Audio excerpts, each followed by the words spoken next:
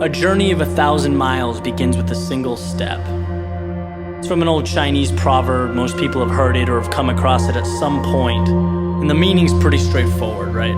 It advocates having the courage to take that step towards a goal. And that's huge. You're making that decision to move forward towards something you want.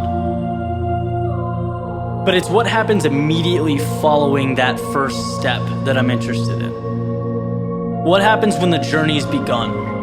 And it's you and your goal, and all of a sudden you realize how long that road ahead really is. This is a turning point for a lot of people. And those who can succeed are able to take their daunting, intimidating goal or journey and see it for what it really is.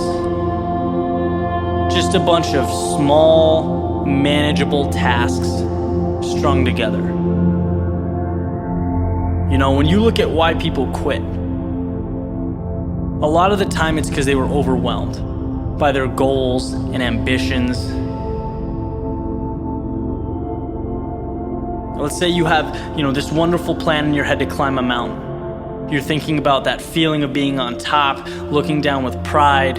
Every time you think about it, your heart starts racing. So you pack your stuff, you make your way down to the base of the mountain, and then you look up. Different ball game, right? Now the entire mountain's in front of you, and you realize that that's no small feat. That is when people walk away. When they aren't able to see a challenge as a sum of tiny steps, they see it as a crazy, impossible task. It's like saying you want to be the next Tom Brady or Kobe Bryant. It's a tall mountain to climb. Like trying to hit a target from a mile away.